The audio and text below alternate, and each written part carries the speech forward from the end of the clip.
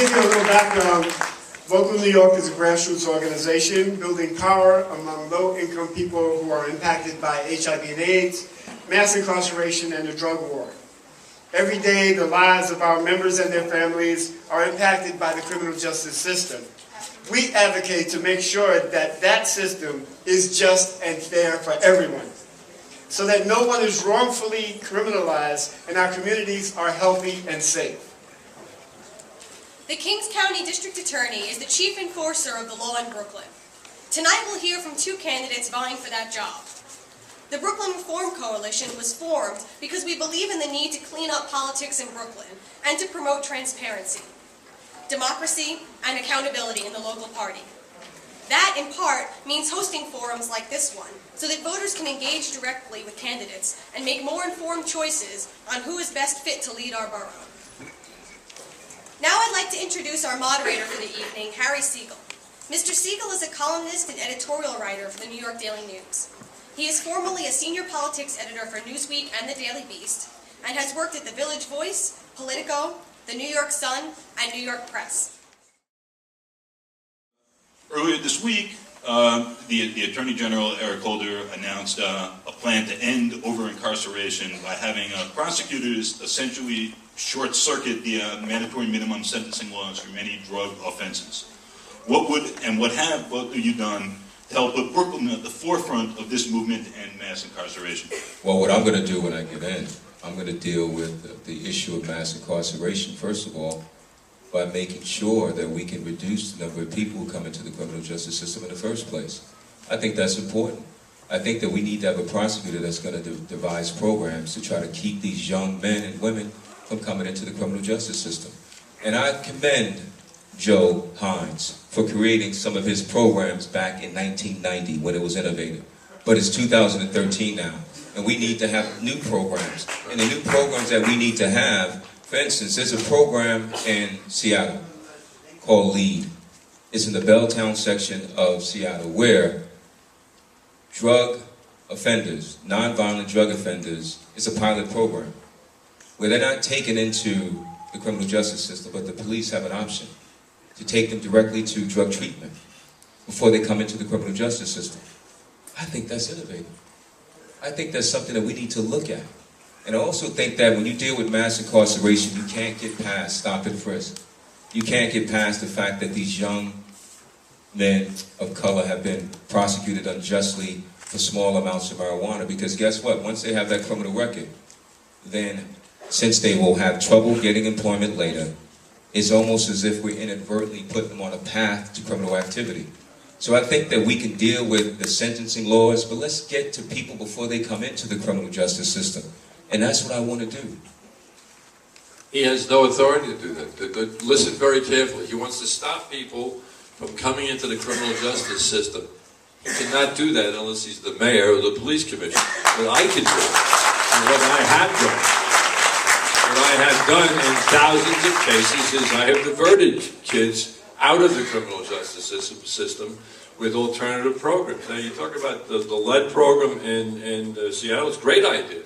But my God, I've been doing that with young prostitutes since 2004, giving them social services. Sex workers. Thank you. I'm sure. And I have been doing that for adult sex workers since 2005, giving them help. He mentioned before about locking up Johns. We have a Johns school. We've had 3,000 people go through the Johns school. We've had 30 rearrested. So it's been very, very successful. I believe in the kind of programs that divert people out of the criminal justice system. And what I have been doing all through my career, doing things with the formerly incarcerated, making very sure that they don't get re-incarcerated. And I've been fighting for the funds to expand that program. And I hope, if I have the opportunity to get re-elected and do this again, I'm going to expand that program to everyone coming home from the prisons, so we can reduce crime again. Talk about whether or not we have over-incarceration and what you would do about it, or have done about it if so. But that, exactly then. Well, you ask him, he's not the D. I'll tell you what I've been doing. I believe we over-criminalize. It's a terrible thing, and I've done something about it. with 40 programs that did not exist before 1990.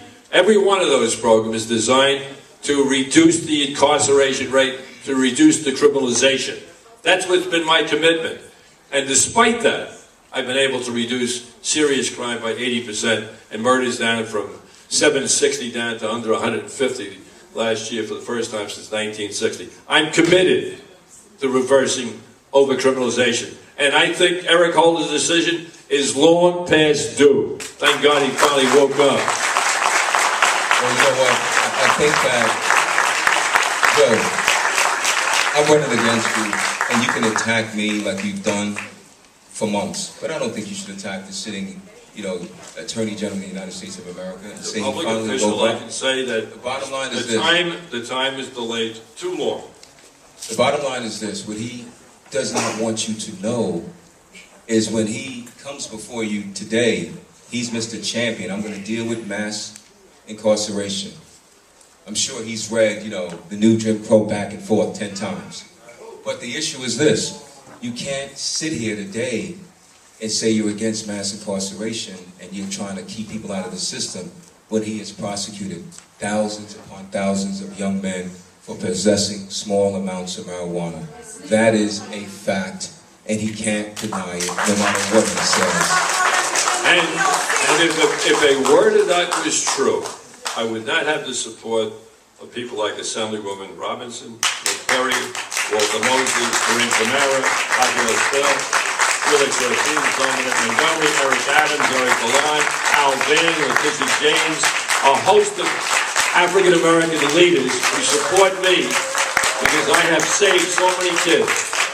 You know what? If I was in office for 24 years, I think I would have support too. Because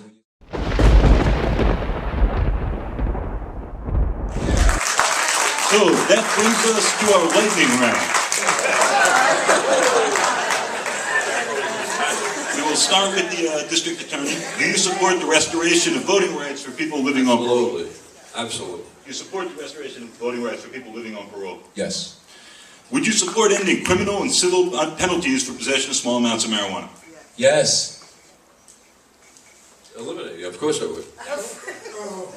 Do you support removing syringe possession from the penal law as a means of ending syringe possession arrests and promoting HIV and hepatitis C prevention? yes, Yes.